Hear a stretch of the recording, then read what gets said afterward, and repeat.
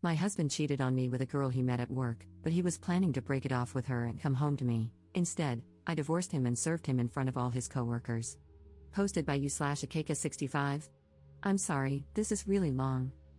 Backstory: I, 59F, was married to my now ex, 57M, we'll call him Ed, for 10 years, together for 13, but originally met him 40 years ago as teenagers. He was in my circle of friends, but we never dated. We used to live in Florida, but when I was 19, I moved back to Michigan, where I am originally from. 27 years later, I went back to the city in Florida where I used to live to visit friends. I ran into Ed while on vacation, and we began talking on the phone daily. 3 months later, he left Florida and moved in with me. 3 years later, we were married. Not my first, but his first. We had our ups and downs, but mainly, we got along fine and didn't argue much. However, he would throw tantrums if things didn't go his way and would punish me by sleeping on the edge of the bed, which was fine with me, or by not talking to me and slamming things. 2 years into our marriage, things went horribly wrong when he got into illicit substances. It was terrible. One night, I finally had enough and was on the phone with my mother-in-law, telling her I was sending him back to Florida, when the sheriff's department knocked on my door. Someone had found my husband unconscious, severely beaten, in a ditch a block from our house. We lived in a small village with woods across the street. I raced to the hospital and didn't recognize him when I saw him. He was so swollen and bruised. Now, my husband was a man who could fight, and he was strong. Come to find out, it took 3 men to do this. They thought they could rob him since it was payday, but he had been home and had purposely left his wallet at home. I sat with him 24/7 while he was in neuro/trauma ICU. I slept on a couch in his room, prayed over him, bathed him, and took care of him even after he came home. This actually saved his life. He got clean and went back to work full-time, always putting me and my grandson first before his own needs. He went to work and came home, that was it. 4 years later, I finished my education and became an ordained priest. I have been the pastor at my church ever since. At first, he didn't mind, but then he would say things like, "I didn't sign up for this," even though I never pushed church on him. I knew he believed in God and prayed daily. I would invite him to Christmas and Easter services, and he also came when I was ordained and when my grandson, who calls him Grandpa, was baptized. For several years, things were really good. Then, suddenly, he began coming home from work, showering, changing clothes, and leaving. At first, he said it was to watch whatever sports were playing on TV because we didn't have live TV. Then he told me he'd be back whenever he got back. After a while, things went back to how they were. We laughed a lot, joked around, and I began getting the usual kiss goodbye before he left for work. One night, he had done his laundry like he always did, and I talked to him while he was folding it. He never wanted me to do his laundry, so that wasn't new. We ended the night laughing as he tried on old clothes. The next morning, I woke up and went out to the living room to ask what time he had to be at work, but he was gone. I assumed he had to be there early. I walked back into the bedroom and saw his keys on the bed, which made me wonder why he would walk to work on such a cold day. It was December 1st. I started leaving the bedroom again and noticed his laundry basket was missing.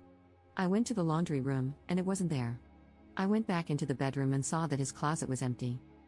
I called him to see where he was and asked if he had moved out, and of course, his answer was yes. Come to find out, he had met a woman at his job who worked for one of those shopping apps where people buy and deliver groceries.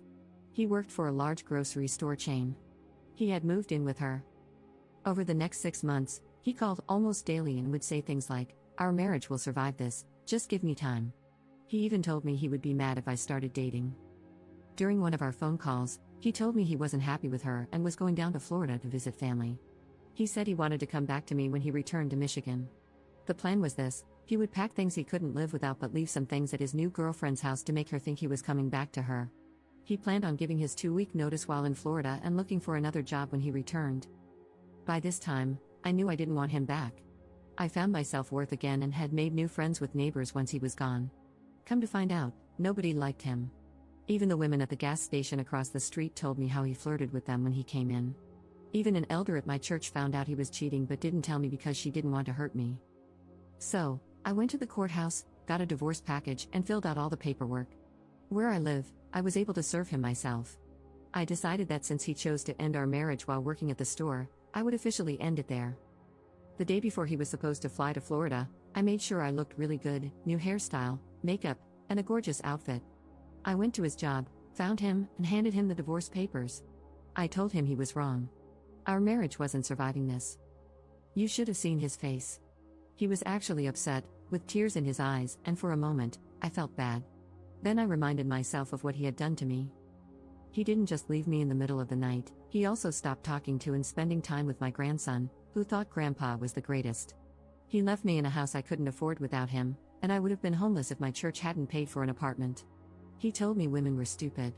He actually thought he could come home as if nothing had happened. That was one thing he said to me on the phone because I never brought up the past. Last week, 6 months after our divorce was final, my car was repossessed.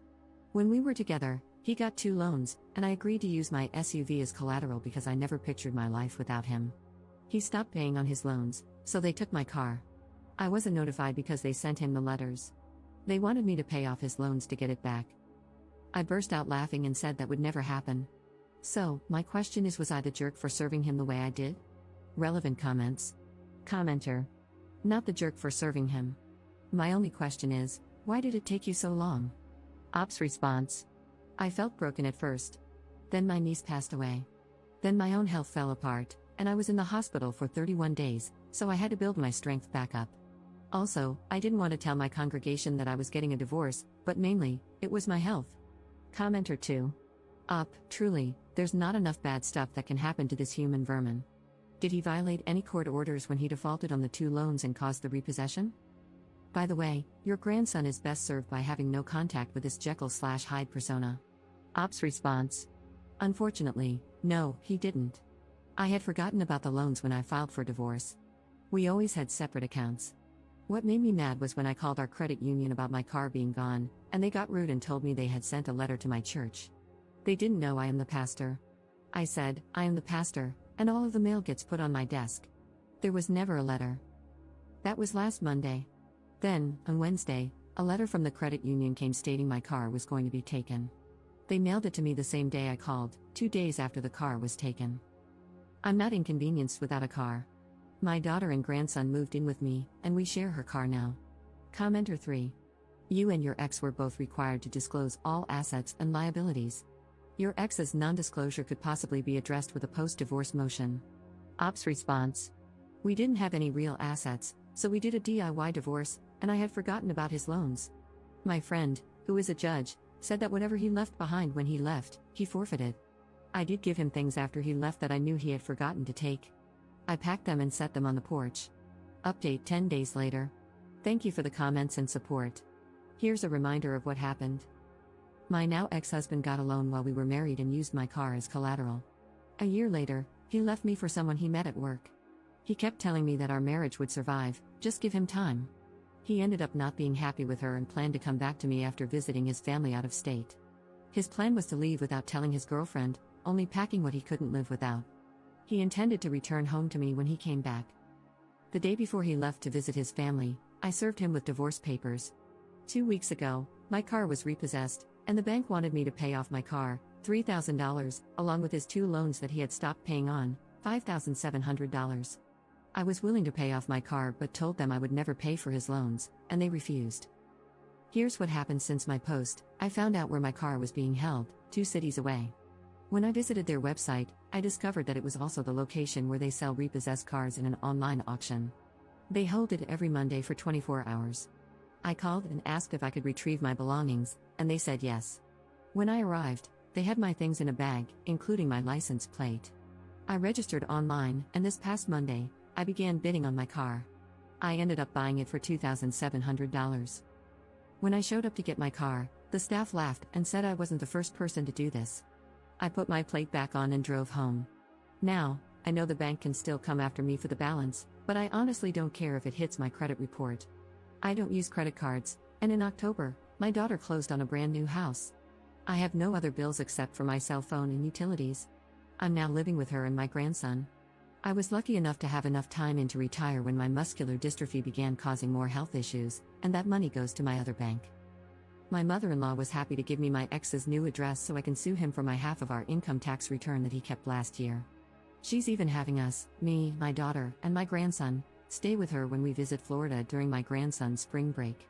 She's still calling Ed's girlfriend Teresa, Trina, Tracy, everything except her actual name, which does start with the letter T. I love this woman.